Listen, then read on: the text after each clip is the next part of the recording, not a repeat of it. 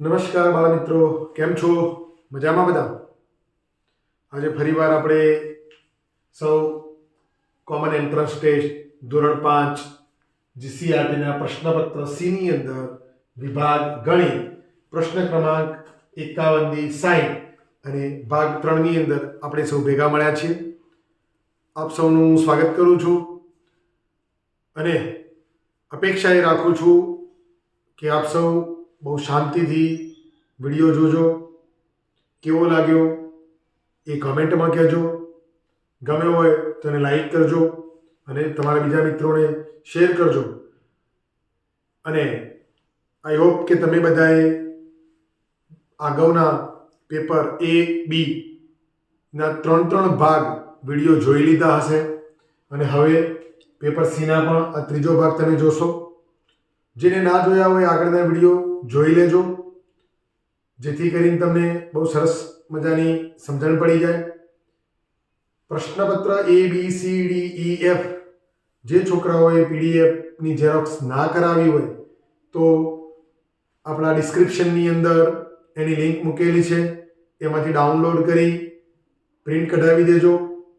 એટલે શું ચાલી રહ્યું છે અને ગણિત સિવાય અન્ય બીજા વિષય એટલે કે ગુજરાતી, પર્યાવરણ, હિન્દી, અંગ્રેજી અને આગળનું કે જે આકૃતિનો વિભાગ, તાર્કિક વિભાગ છે એની પણ તમને ખબર પડી જાય. ઓકે, તો શરૂઆત કરીએ છીએ. પ્રશ્ન નંબર 51.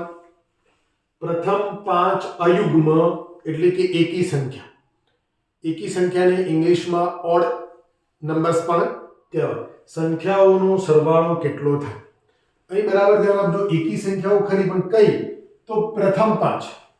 પ્રથમ 5 એટલે કે આપણે શરૂઆત નંબર 1 થી કરીએ તો કઈ સંખ્યાઓ એકી સંખ્યા થશે? 1, 1 પછી 3, 3 પછી 5, 7 અને 9 એકી સંખ્યાઓની વાત કરીએ અને પ્રથમ 5 તો 1, 2, 3, 4 અને 5 થઈ ગઈ. તો આનો સરવાળો, જો આનો સરવાળો કરવા માટે એક શોર્ટ ટ્રીક તમને શીખવું. જ્યારે પણ આવો સરવાળો હોય ત્યારે સમજી લેવાનું કે આ બંનેનો સરવાળો 9 ને 1 10, આ બંનેનો સરવાળો 3 ને 7 10 અને 5 10 ને 5 20, 15 ને 10 25. આનો સરવાળો આપણને તરત મળી જાય. ઘણીવાર છોકરાઓના શોર્ટ ટ્રીક મોટા જ્યારે સરવાળા હોય, ક્રમિક સંખ્યાઓ હોય ત્યારે પહેલી અને છેલ્લી સંખ્યાઓ લઈ અને આ રીતનો સરવાળો કરી શકાય, જેનો જવાબ નંબર આપણને ડી ની અંદર મળી જાય છે. પ્રશ્ન નંબર 52. રીટા એ મોહનની પૂર્વ દિશામાં બેઠેલી છે, એટલે કે મોહનની પૂર્વ દિશા. રીટાની પૂર્વ દિશામાં સપના બેઠી હોય તો મોહન એ સપનાની કઈ દિશામાં બેઠો હોય? અહીં દિશાનું જ્ઞાન આપેલું છે તો આપણને જે દિશાઓ છે એની ખબર હોવી જોઈએ. બરાબર જોજો. હું પેલા દિશાઓ લખું છું. ઉત્તર તો એની નીચે દક્ષિણ, અને આ બાજુ જો પૂર્વ હોય તો આ બાજુ શું છે ભાઈ? પશ્ચિમ. આ દિશાઓની આપણને ખબર પડતી હોવી જોઈએ. હવે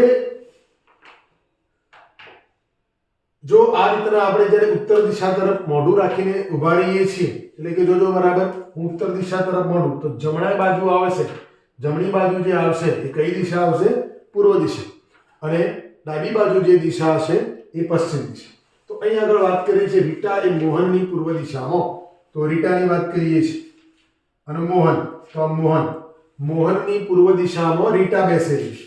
આ એની પૂર્વ દિશા. આપણે પૂર્વ દિશામાં જઈએ છીએ તો આ એટલે કે રીટા અને એમ એટલે મોહન બેઠેલી છે. રીટાની પૂર્વ દિશામાં એટલે કે પાછી રીટાની પણ પૂર્વ દિશામાં એટલે કે આ જ બાજુ સપના બેઠી છે.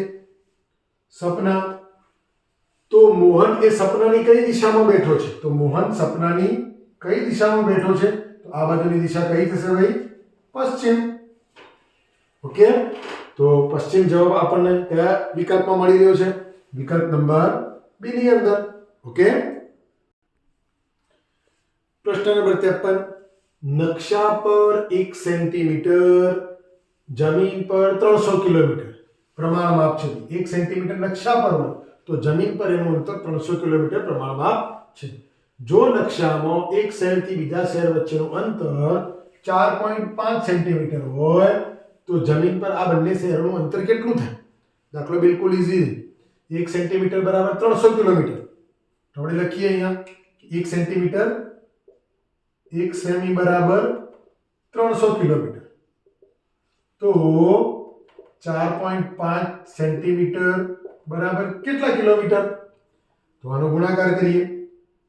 4.5 ગુણ્યા 300 યાદ છે તમને, કારણ કે પહેલું બીજું ત્રીજું પદ એટલે કે ત્રિપદીની અંદર બીજા અને ત્રીજાનો ગુણાકાર થાય અને છેદમાં 1 લખો તો પણ વાંધો નહીં, ના લખો તો પણ વાંધો નહીં, 1 છે માટે.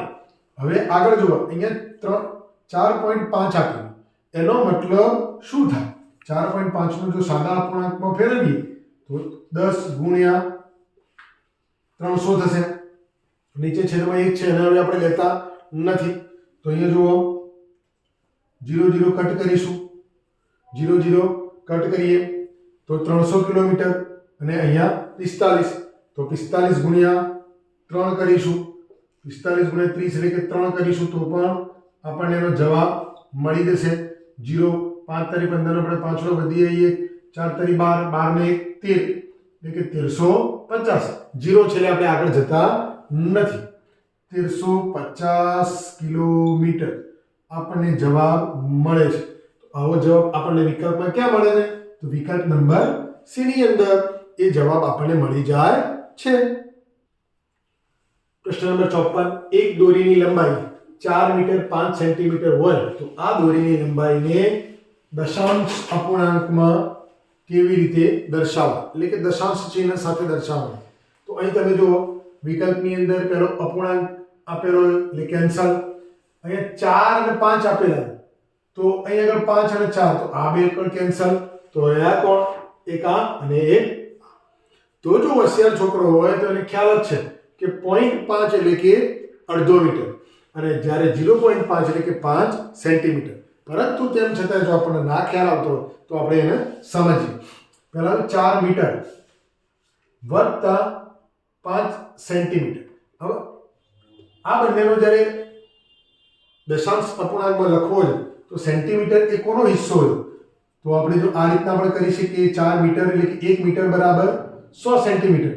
તો 4 મીટર બરાબર 400 સેન્ટીમીટર વત્તા 5 સેન્ટીમીટર બરાબર 405 સેન્ટીમીટર થાય. હવે આને મીટરમાં કન્વર્ટ કરવું છે તો મીટર બરાબર શું?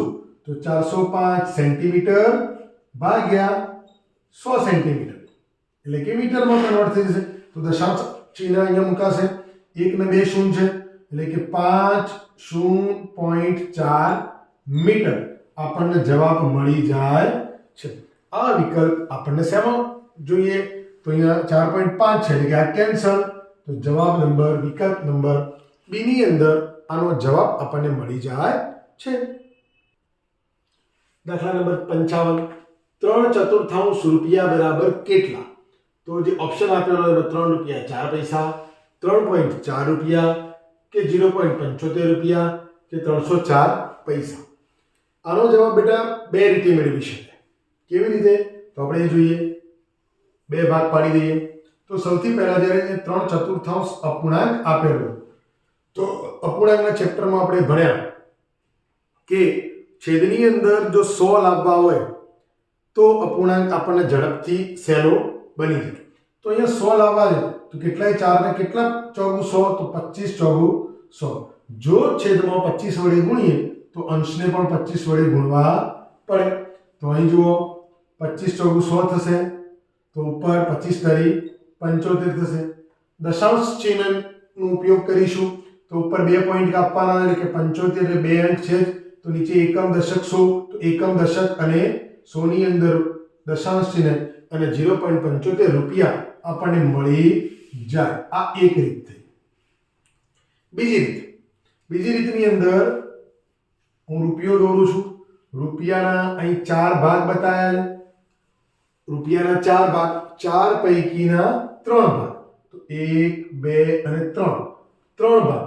જો એક ભાગ 1/4 નો હોય, દરેક ભાગ 1/4 હોય તો આપણા 3 ભાગ એટલે કે 1/4 વત્તા 1/4 વત્તા 1/4 બરાબર 3/4 થાય. જે આપણે જાણીએ છીએ એને પોણો તરીકે પણ ઓળખી શકાય. ગુજરાતી ભાષામાં એને પોણો તરીકે પણ ઓળખી શકાય. એટલે કે 3/4 ને શું કહેવાશે? તો જો આને 25 પૈસા, આ 25 પૈસા, આ 25 પૈસા અને આ 25 પૈસા હોય તો 3 25 પૈસા ભેગા કરો તો 25 ગુણ્યા 3 બરાબર 75 પૈસા. હવે 75 પૈસા દર્શાવવાના કેવી રીતે? તો આપણે જે દર્શાવ્યા 0.75 રૂપિયા તરીકે ભાગ્યા છેદમાં 100 કરીશું એટલે આપણને જવાબ મળી જાય છે. એટલે કે વિકલ્પ નંબર સી આપણો સાચો જવાબ છે. ઓકે. દાખલા નંબર 56. સોહન 1.5 મીટર લાંબુ કૂદી શકે છે જ્યારે તેના પપ્પા એટલે કે સોહનના પપ્પાની વચ્ચે સોહન કરતો 115 સેન્ટીમીટર વધુ લાંબુ કૂદી શકે છે. એટલે કે સોહન કૂદે છે એના કરતા પણ 115 વધુ. સોહનના પપ્પા વધુમાં વધુ કેટલું લાંબુ કૂદી શકતા હશે? અહીંયા આપણે સોહનના પપ્પાની જે કૂદકો છે એ શોધવાનો. તો અહીંયા સૌથી પહેલો સોહન મીટરમાં આપેલો અને અહીંયા 115 સેન્ટીમીટરમાં આપ્યા છે. કાં તો એને મીટરમાં ફેરવો કાં તો આને સેન્ટીમીટરમાં ફેરવો. બંને રીતે કરી શકીએ.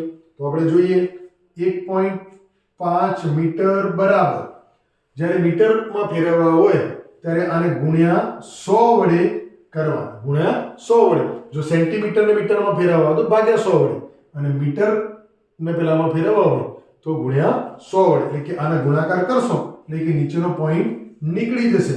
105 છેદમાં 100 થશે. 100 ઉડી જાય તો શું વધશે? 105 સેન્ટીમીટર. હવે સોહનના પપ્પા 115 વધુ કૂદી રહ્યા છે તો એમાં ઉમેરો કરી દો. 115 સેન્ટીમીટર સોહનના પપ્પા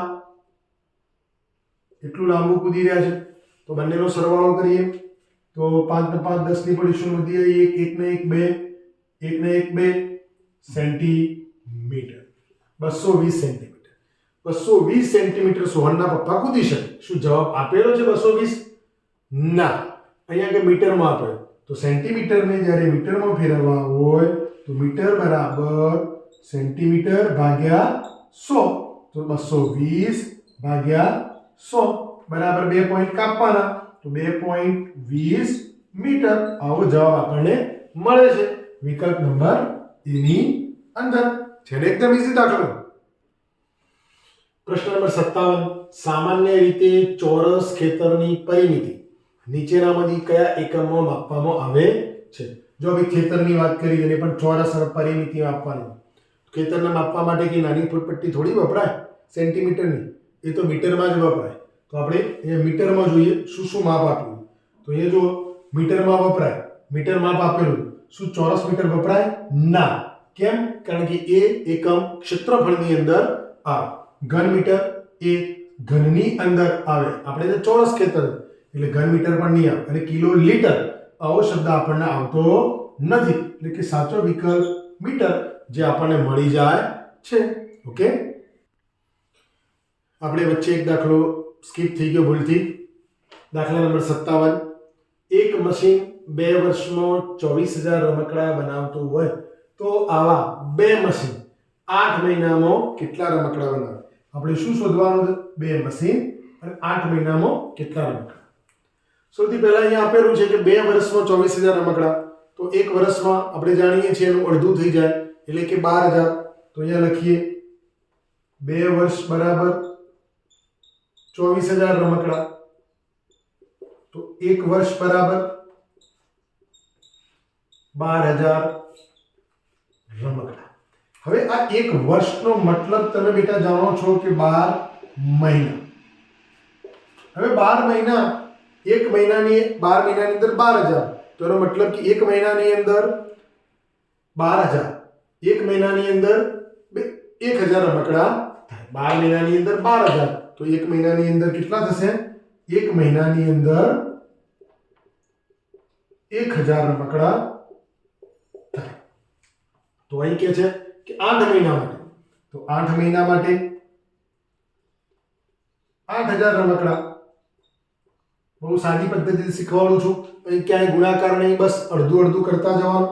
જો 8 મહિના છે પણ એવા કેટલા મશીન? 2. તો 8 ગુણ્યા 2 એટલે કે 2 મશીન છે. તો અહીંયા 8000 ગુણ્યા 2 મશીન, 2 મશીન તો 8 દુ 16000 રમકડા બની જાય. 16000 જવાબ આપણને મળી જાય. કયા નંબરમાં? તો વિકલ્પ નંબર ડી ની અંદર. ઓકે. દાખલા નંબર 59. 5 મીટર બાજુવાળા ચોરસ ભોયતળિયા પર 50 સેન્ટીમીટર લંબાઈવાળી ચોરસ લાદી બેસાડેલી હોય તો આખા ભોયતળિયા માટે કુલ કેટલી લાદી જોઈએ? અહીંયા આપણે ધોરણ 5 ની અંદર ભણી ચૂક્યા છીએ ક્ષેત્રફળ અને પરિમિતિની અંદર. આવો જ દાખલો એક રસોડાનો પણ આપણે એમાં ભણ્યા છીએ. તો અહીંયા બંને વસ્તુ ચોરસ છે. રસોડું પણ ચોરસ છે અને લાદી પણ ચોરસ છે. એટલે કે ચોરસનું ક્ષેત્ર. જો અહીંયા ચોરસની અહીં એ પણ યાદ રાખવાનું, અહીંયા માત્ર એક જ બાજુ આપી. ચોરસની બંને બાજુઓ કેવી હોય? સરખી. જો આ 5 મીટર હોય તો બીજી બાજુ પણ 5 મીટર. જો આ 50 સેન્ટીમીટર એક બાજુ હોય તો બીજી બાજુ પણ 50 સેન્ટીમીટર. એ આપણે યાદ રાખવાની બાબત છે અને સમજવાની બાબત. તો સૌથી પહેલા અહીંયા મીટર આપેલું છે અને અહીંયા સેન્ટીમીટર આપ્યું છે. એટલે આપણે મીટરને સેન્ટીમીટરમાં કન્વર્ટ કરી દઈએ કે 1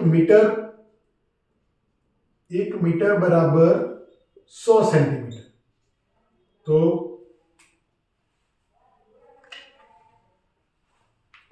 5 મીટર બરાબર 500 સેન્ટીમીટર થાય. ક્લિયર? હવે આપણે સૂત્ર મૂકી દઈએ. કેટલી લાદી જોઈશે? કેટલી લાદી જોઈએ? તો એનો બરાબર શું થશે? ભોયતળિયાનું ક્ષેત્રફળ અને નીચે ભાગ્યા લાદીનું ક્ષેત્રફળ. અહીંયા બંને ક્ષેત્રફળ એટલે કે લંબાઈ ગુણ્યા લંબાઈ થશે. તો ભોયતળિયાનું ક્ષેત્રફળ કેટલું? આપણે અહીંયા શોધ્યું 500 સેન્ટીમીટર. 500 સેન્ટીમીટરની એક બાજુ ગુણ્યા બીજી બાજુ છેદમાં ચોરસ લાદીનું 50 સેન્ટીમીટર ગુણ્યા 50 સેન્ટીમીટર. બહુ સરસ મજાનો દાખલો. એકદમ ડાયરેક્ટ. 50 દાન 500, 50 દાન 500. શું આવ્યું? 10 ગુણ્યા 10 બરાબર 100 લાદી. 100 લાદી જોઈશે. 100 લાદીનો ઓપ્શન આપણને કયામાં મળી રહે છે? તો વિકલ્પ નંબર એ ની અંદર છે ને. એકદમ ઈઝી દાખલો. આવી રીતે તમે બીજા દાખલા પણ ગણી શકો. જો લંબચોરસ આપેલું હોય રસોડું તો લંબચોરસ રસોડું ભાગ્યા લાદીનું ક્ષેત્રફળ. બસ આટલું જ મૂકવાનું થાય છે. ઓકે. પ્રશ્ન નંબર 60. કમળાબેનની ગાય દરરોજ 8 લીટર દૂધ આપે છે. બરાબર. ક્લુ વર્ડ્સને યાદ રાખવાના. 8 લીટર દૂધ આપે છે. જો તેઓ 1 લીટર દૂધ 50 રૂપિયાના ભાવથી વેચતા હોય તો 10 દિવસમાં કમળાબેનની ગાયનું દૂધ વેચીને કેટલા રૂપિયા કમાશે? એક દિવસનું 8 લીટર અને 50 રૂપિયા ભાવ તો મોઢે પણ ગણી શકાય. 8 × 40 400 રૂપિયા અને 10 દિવસના. જો એક દિવસના 400 તો 10 દિવસના કેટલા? 4000 રૂપિયા આપણને તરત જવાબ મળી જાય. પરંતુ ભૂલ ના પડે એના માટે આપણે સૂત્ર દ્વારા જઈશું. તો અહીંયા લખીશું કેટલા રૂપિયા બરાબર 10 દિવસ ગુણ્યા દરરોજનું દૂધ ગુણ્યા 1 લીટરનો ભાવ. તો 10 દિવસ ગુણ્યા રોજના 8 લીટર ગુણ્યા 50 બરાબર આ બંનેનો ગુણાકાર કરીએ એટલે 80 ગુણ્યા 50. આ બંનેનો ગુણાકાર કરે 8 × 5 40 એટલે કે 4000 રૂપિયા. ભાઈ 10 દિવસની અંદર કમળાબેન કમાઈ શકે. આપણે ગુણાકાર અને ભાગાકારની રીત ચેપ્ટરની અંદર કમળાબેન આવે જ છે ગાયનું દૂધ. આ જ રીતે દાખલો એટલે કે બધા જ દાખલા આપણે ધોરણ 3, 4, 5 ની અંદર ભણી ચૂક્યા છે. એ જ સેટની પરીક્ષામાં આવશે. એટલે કે દરેક વિદ્યાર્થી મિત્રોએ પોતાના અભ્યાસક્રમની અંદર પુસ્તક અને સ્વાધ્યાય પોથી ખાસ તૈયાર કરવા નહીં, જેની અંદર સેટનો સંપૂર્ણ અભ્યાસક્રમ આવી જશે. તો અહીંયા 4000 રૂપિયા મળે છે. આપણને કયા વિકલ્પમાં જવાબ મળે છે? તો વિકલ્પ નંબર સી ની અંદર. ફરી એકવાર કહું છું, સેટનો અભ્યાસક્રમની અંદર ધોરણ 3, 4, 5 ના વિષયો એટલે કે પાઠ્યપુસ્તક અને સ્વાધ્યાય પોથી આટલું તમે કરશો એટલે તમને ઓટોમેટિક વળી સાથે સાથે એકમ કસોટીઓ જે અત્યાર સુધી આવી ગઈ એનો પણ કેટલોક હિસ્સો આની અંદર આવી જશે. એટલે આપણો અભ્યાસક્રમ પૂરો. દરેક સબ્જેક્ટની અંદર આટલું કરવાનું રહેશે. તો અહીં આપણે પ્રશ્નપત્ર સી નો છેલ્લો દાખલો આપણે 31 થી 60 સુધીનો અભ્યાસ કર્યો અને હવે આપણે નેક્સ્ટ પ્રશ્નપત્ર નંબર ડી નો અભ્યાસ કરીશું. ત્યાં સુધી આ બધા જ વિડીયો તમે પેપર A, B, C અને ના જોઈ લેજો, જેથી તમને એકદમ ક્લિયર સમજણ પડી જાય. ત્યાં સુધી આવજો. Good night.